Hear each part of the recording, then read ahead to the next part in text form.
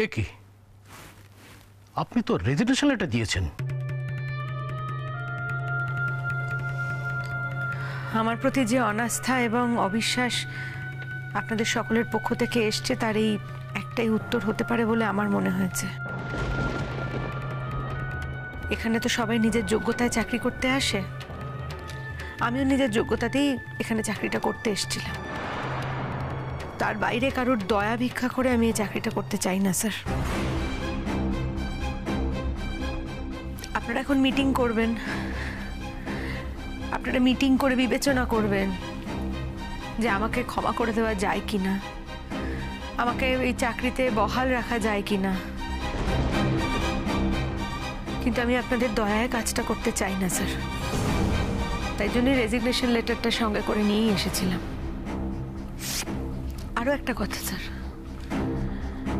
যদি এই সংক্রান্ত কোনো রকম কোনো আইনি জটিলতা তৈরি হয় বা প্রয়োজন হয় নিশ্চয়ই আমাকে বলবেন, আমি এগিয়ে যেতে প্রস্তুত। হ্যাঁ, আমি নিজেকে ডিফেন্ড করতে পারবো না, আমি নিজেকে বোঝাতে পারবো না, কিন্তু আমি বোঝাতে চাই না স্যার। আমি আপনাদের দয়ায় এই চাকরিটাও করতে চাই না। আমার বলা শেষ। এবার যদি আপনারা আমাকে অনুমতি করেন তাহলে আমি আসতে পারি। আচ্ছা, এটা তুমি কি রকম ব্লান্ডার করলে রোহিণী? তুমি তুমি আমাদের কারোর সাথে একটু আলোচনা না করে একেবারে রেজিগনেশন লেটার সাবমিট করে দিলে। সূর্যদার সমস্যাটা যখন আমাকে নিয়ে, এতগুলো প্রশ্নের মুখোমুখি যখন আমিই দাঁড়িয়েছি, তাই এর পরবর্তী দায়িত্বটাও তো আমারই, আমাকেই তো নিতে হবে দায়। আপনি আমার সিনিয়র, আপনি আমাকে অনেকদিন ধরে চেনেন, এদের থেকে হয়তো অনেকটা বেশি চেনেন। আপনি আমাকে অনেক হেল্প করেছেন সূর্যদা। I will be ever grateful to you. Sir, আপনি যদি প্লিজ আমাকে এবার অনুমতি দেন। দাঁড়ান দাঁড়ান, আপনারা কি আমাকে ডক্টর রোহিণী চৌধুরীর এই রেজিগনেশন লেটারটা অ্যাকসেপ্ট করতে বলছেন?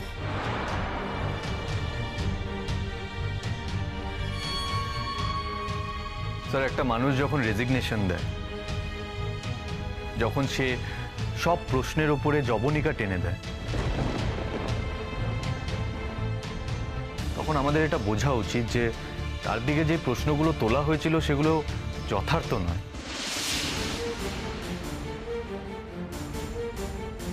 স্যার, আমার মনে হয় আমাদের কোথাও একটা ভুল হচ্ছে।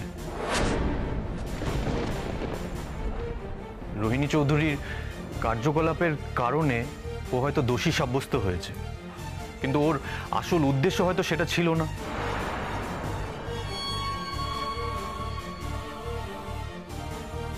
ও হয়তো অন্য কিছু করতে চেয়েছিল। এনিওয়েজ, রোহিণী যতক্ষণ এই বিষয়টার ব্যাপারে খুলে কথা না বলছে, যতক্ষণ ও পুরো বিষয়টা আমাদেরকে না জানাচ্ছে, ততক্ষণ আমরা কিছুই জানতে পারবো না। কিন্তু আমার এটা মনে হয় যে রোহিণী চৌধুরী ওর জায়গায় দাঁড়িয়ে যে কাজটা করেছে সেটা ঠিকই করেছে, সেটা সঠিক। ওর জায়গায় আমি থাকলে হয়তো আমিও একই কাজ করতাম, একই সিদ্ধান্ত নিতাম। স্যার, আমি তো রেজিগনেশন লেটারটা সাবমিট করেই দিয়েছি। আমি এখন ঠিক ভুল কোনো রকম কোনো প্রশ্নের মুখোমুখি হতে চাই না। আমি শুধুমাত্র আপনার কাছে অনুমতি চাই স্যার। দেখুন, সবার সাথে কথা বলে আমি যা বুঝলাম, আপনার প্রতি সবার একটা বন্ধুত্ব বোধ আছে।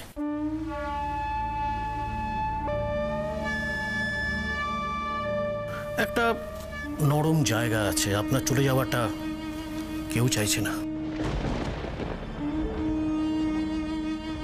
আমি সকলকে দুঃখ দিয়ে এই সিদ্ধান্তে কখনো যাব না যেটা আপনার বিরুদ্ধে চায়। আমি চাই আপনি হসপিটালেই থাকুন। এই অপমান মাথায় নিয়ে? না না স্যার, এরপরে আমার কলিগরা আমার দিকে যে দৃষ্টিতে তাকাবেন সেটা তো আমি সহ্য করতে পারবো না, অসম্ভব। প্রত্যেকটা মুহূর্তে আমার নিজেকে অপরাধী বলে মনে হবে, অথচ আমি কিন্তু জানি আমি কোনো অপরাধ করিনি। আমি কিন্তু পেশেন্টকে বাঁচাতে গেছিলাম, মেরে ফেলতে তো চাইনি। যদি আমি ধরে নিলাম তর্কের খাতিরে যেটা আপনি করেছেন সেটা ঠিক, কিন্তু যে পদ্ধতিতে করেছেন সেটা কি ঠিক ছিল?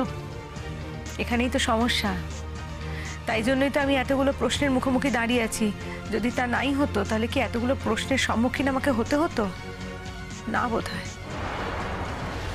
একটা বৃহত্তর স্বার্থের জন্য একটা মস্ত বড় বোকামো করে ফেলেছি। কিসের বৃহত্তর স্বার্থ?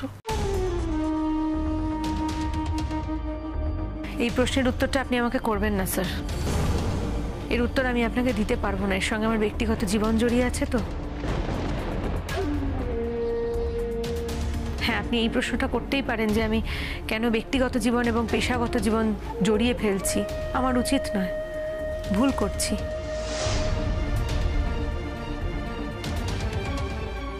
কিন্তু কি করব বলুন, এক জীবনে তো মানুষ সমস্ত কটা কাজ ঠিক করতে পারে না। তাই জন্যই তো আমি নিজের শাস্তির পথ নিজেই বেছে নিলাম। দেখুন, আমি এখন আপনার এই রেজিগনেশন লেটারটা অ্যাকসেপ্ট করতে পারছি না। আমাকে ম্যানেজমেন্টের অন্য মেম্বারদের সঙ্গে কথা বলতে হবে।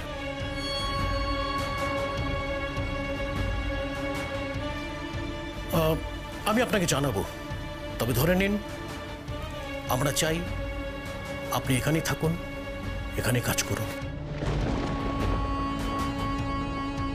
তাহলে আমার একটা শর্ত আছে স্যার।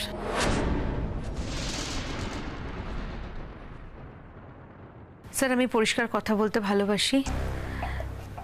আমার মনে হয় আমি যখন চলেই যাচ্ছি রেজিগনেশন লেটারটা দিয়ে, তখন এই শর্তের কথাটাও আপনাদের জানিয়ে যাওয়াটা প্রয়োজন।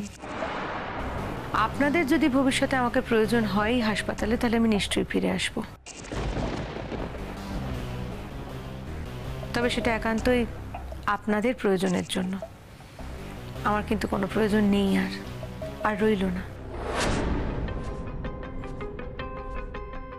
আর সেই ফিরে আসাটাও হবে অভিযোগহীন ফিরে আসা।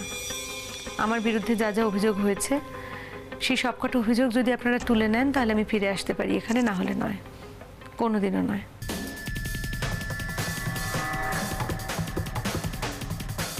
আমি নিজে অত্যন্ত স্ট্রংলি জানি আমি অভিযোগ করার মতো কোনো কাজ করিনি। যেটুকু করেছি, যে বোকামি, যে ভুল, যে ইম্যাচিওর কাজটা আমি করে ফেলেছি, সেটা সত্যি আমার বোকামি হয়েছে, হয়তো উচিত ছিল না, কিন্তু সেটা মূল অভিযোগের সঙ্গে সংযুক্ত নয়।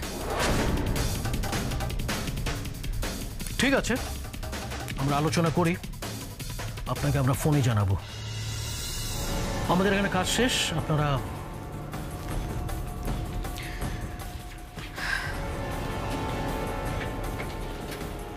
রোহিণী,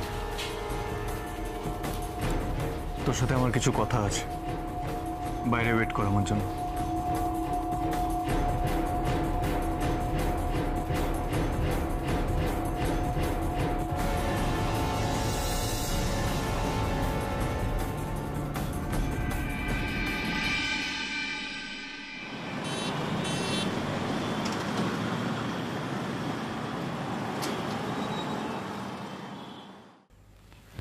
তুই রেজিগনেশনটা কেন দিলি? এরপরেও এখানে চাকরিটা করা উচিত হতো বলে তোর মনে হয়? তোর কাজের ক্ষেত্রে সবাই তোকে সাপোর্ট করছিল, এভরিওয়ান। ম্যানেজমেন্ট এককভাবে কোনো সিদ্ধান্ত নেয়নি, তুই নিজে থেকে কেন রেজিগনেশনটা দিলি? আত্মসম্মান নিয়ে বাঁচবো বলে। শোন যশ, তুই আমাকে অনেক দিন চিনিস, তুই খুব ভালো করেই জানিস আত্মসম্মানের ওপরে আমার কাছে আর কিচ্ছু নেই। আমি সারাটা জীবন আত্মসম্মান নিয়ে মাথা উঁচু করে বাঁচতে চেয়েছি, আজও তাই চাই। আর সেটা চেয়েছিলাম বলেই কিন্তু এক কথায় তোকে ছেড়ে দিয়ে চলে আসতে পেরেছিলাম। থানা, পুলিশ, কোর্ট কাচারি সবটা চাইলে করতে পারতাম, কিন্তু আমি করিনি। ওই যে মাথা উঁচু করে বাঁচবো, আমার শেষ অধিকারটুকু ছেড়ে দিয়ে চলে এসেছিলাম যশ। আসিনি? চাকরিটা ছাড়িস না রোহিণী। কেন এভাবে বলছিস তুই? আর বলছি তার কারণ আছে রোহিণী। কেন বলছিস? তোর ফ্যামিলির পরিস্থিতি এখন ঠিক নেই, একটা ক্রাইসিসের মধ্যে দিয়ে যাচ্ছে, আমি জানি সেটা। তার কারণে বলছি এভাবে চাকরিটা ছাড়া উচিত নয়, ছাড়িস না। আমি একজন ডাক্তার, তো এখানে চাকরিটা ছেড়ে দিলে কি আমি অন্য কোথাও কোনো চাকরি জোগাড় করতে পারবো না বলে তোর মনে হয়? আরে এইভাবে ছাড়িস না, এই মুহূর্তে চাকরিটা ছাড়িস না। ম্যানেজমেন্ট কিন্তু কোনো দায়িত্ব নেবে না তোর, কোনো দায়িত্ব নেবে না ম্যানেজমেন্ট। তুই ওদের টার্ম টার্মিনেট করে চাকরিটা ছাড়ছিস, ওরা কিন্তু তোকে চাকরি থেকে ছাড়িয়ে দিচ্ছে না। এরপরে তুই যেখানে চাকরি করতে যাবি এটা নিয়ে কিন্তু একটা কোয়েশ্চেন অ্যারাইজ করবে। হ্যাঁ, তুই যদি এরকম বলতিস যে তুই অন্য কোনো জায়গায় চাকরি জয়েন করছিস, আজ এখানে চাকরি ছেড়ে দিচ্ছিস, কাল কোথাও জয়েন করছিস, তুই আমাকে বলতিস যে যশ আমি একটা বেটার অপরচুনিটি পেয়েছি, তার জন্যই আমি এই চাকরিটা ছেড়ে দিচ্ছি, তাহলে আমি কিছু বলতাম না। ভবিষ্যতে অন্য কোথাও যেখানেই চাকরি করতে যাবি সেখানে কিন্তু এটা নিয়ে কোয়েশ্চেন অ্যারাইজ করবে যে তুই কেন আগে চাকরিটা ছেড়ে দিলি, কি বলবি তখন তুই? আরেকটা কথা তোকে বলে দিচ্ছি, আমাদের এই প্রফেশন, আমাদের এই এরিয়া ফিল্ড ভীষণ ছোট, খুব ছোট, কোনো কথা বেশি দিন চাপা থাকে না, সবাই সবটা জেনে যায়। তাই তোকে আমি রিকোয়েস্ট করছি, চাকরিটা ছাড়িস না। আমি এভাবে জীবন চালাই না যশ। আমার জীবনে যখন যেটা এসছে তখন একটা বড় আচমকা ধাক্কার মতোই এসছে, আর সেটা তোর থেকে বেটার কেউ জানে না। আমার তো কোনো দোষ ছিল না যশ, সত্যি সত্যি আমার তো কোনো দোষ ছিল না। তুই আমার কাছে কমিটেড ছিলি, আমি তোর কাছে কমিটেড ছিলাম। আমি তো একটা সুখে সংসার করতে চেয়েছিলাম। মাঝখান থেকে কোথা থেকে কি হয়ে গেল, আমার সবটা তছনছ হয়ে গেল। কোথা থেকে একটা ঝড় এসে আমার পুরো জীবনটা উলট পালট করে দিয়ে চলে গেল যশ। না না, সরি সরি, তুই ভাবিস না কেন ব্যক্তিগত রেফারেন্স আমি টানছি এখানে। আমি কেন টানছি বলতো, আমার জীবনের গতি প্রকৃতিটা তোকে বোঝানোর জন্য টানছি, না হলে আমি টানতাম না। তোর মনে হয় যশ এত বড় ধাক্কাটা আমি সামলাতে পেরেছি? আমার কোনো কষ্ট হয়নি। প্রত্যেকটা দিন, প্রত্যেকটা মুহূর্তে তুই আমার থেকে একটু একটু করে দূরে সরে গেছিস আমার চোখের সামনে। আমি বুঝতে পারছিলাম তুই দূরে সরে যাচ্ছিস, আমি দেখতে পাচ্ছিলাম তুই দূরে সরে যাচ্ছিস, কিন্তু আমার কিছু করার ছিল না, সবটা হাতের বাইরে ছিল। আমি আজও এই ধাক্কাটা সামলে উঠতে পারিনি যশ। আমার মনের একটা অংশ আজও বিশ্বাস করতে চায় না যে তুই আমার কাছে নেই, কিন্তু সত্যি তো তুই আমার কাছে নেই।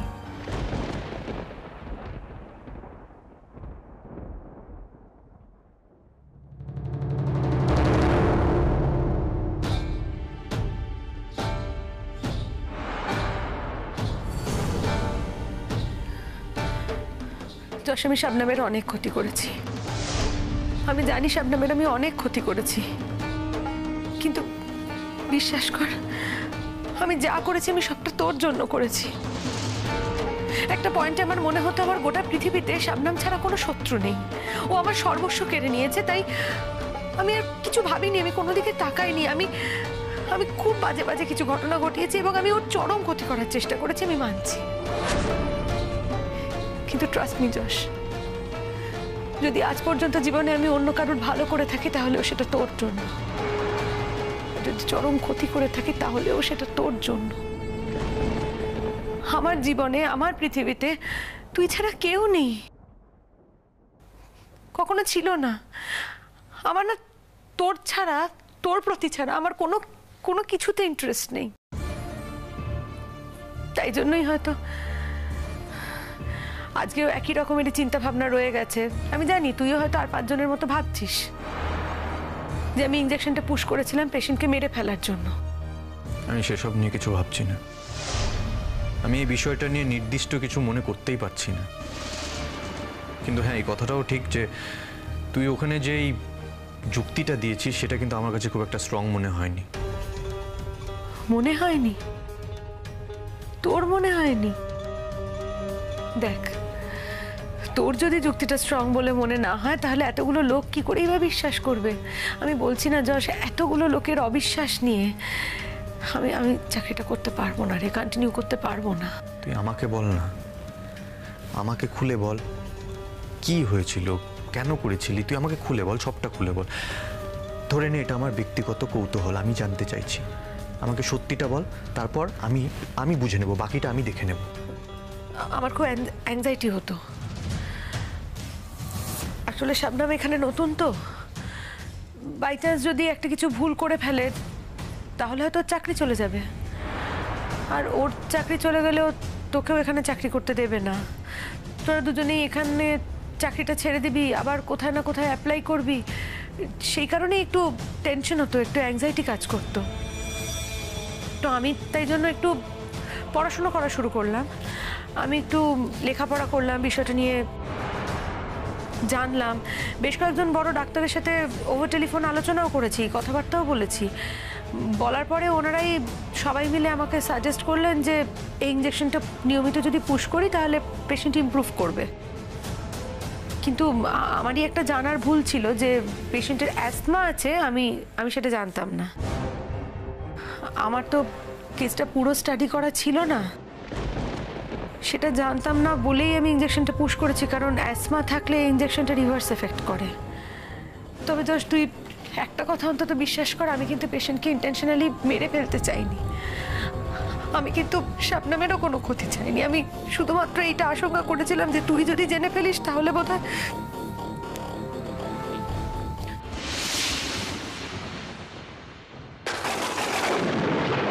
আমি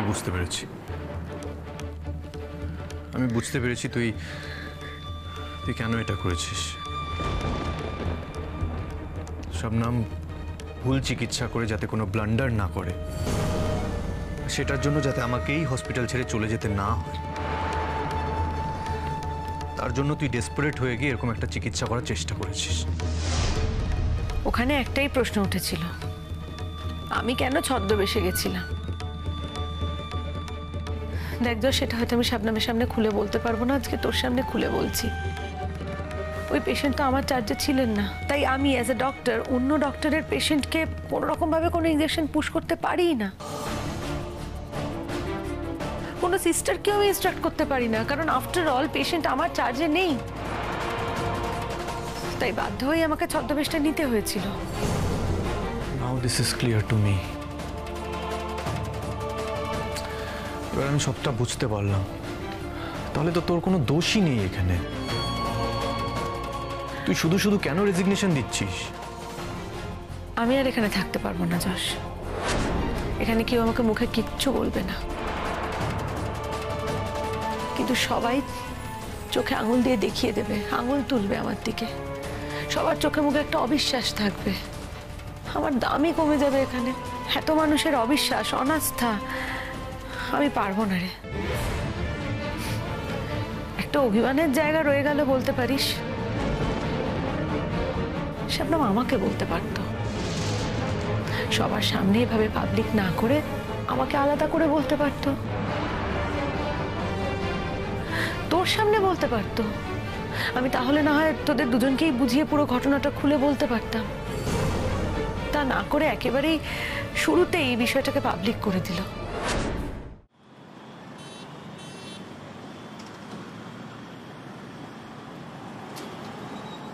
আমি জানি ওর আমার ওপর অনেক রাগ রয়েছে, কিন্তু আমার শাবনমের ওপর আর কোনো রাগ নেই যশ। আমি কিন্তু ওকে ভালোই বাসি, ছোট বোনের মতোই ভালোবাসি, কিন্তু আমি বুঝতে পারি ওর আমার ওপর অনেক রাগ আছে, ও আমাকে সহ্যই করতে পারে না। And that is also quite natural, হতেই পারে, এরকম তো আমারও হতো। আসলে কি বলতো, পুরো ব্যাপারটা এখন ঘুরে গেছে। যখন আমি আর তুই বিবাহিত ছিলাম তখন আমারও ওকে নিয়ে ইনসিকিউরিটি হতো, রাগ হতো ওর ওপর, আমি রাগ থেকে কত ভুলভাল কাজ করে ফেলতাম। সেম এখনো ওর হচ্ছে।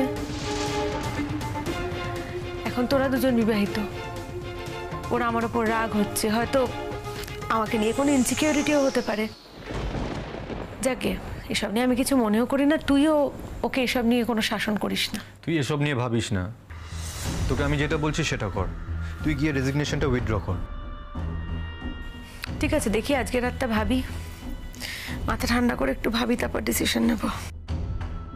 তুই যেই টেনশনটা থেকে এই কাজটা করছিস সেই টেনশনটা তো রয়েই যাচ্ছে। আমার কথাটা বোঝার চেষ্টা কর রোহিণী, তুই কাজ ছেড়ে অন্য কোথাও চলে যাবি, আমি কিন্তু এখানেই চাকরি করবো, এখানেই থাকবো। তাই তোকে আমি বলছি যে রেজিগনেশনটা উইথড্র করে নে। হয়তো এটাই আমাদের ডেস্টিনি, আমাদের ডেস্টিনিতেই আছে রে। আমাকে তোর থেকে দূরে চলে যেতেই হবে।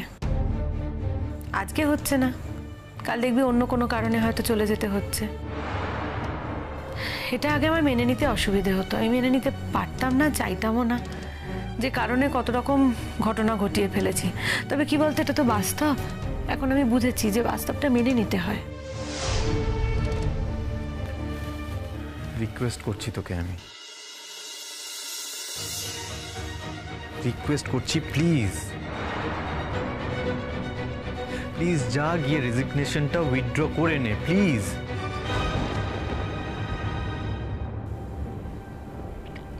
তুমি কি যাবে?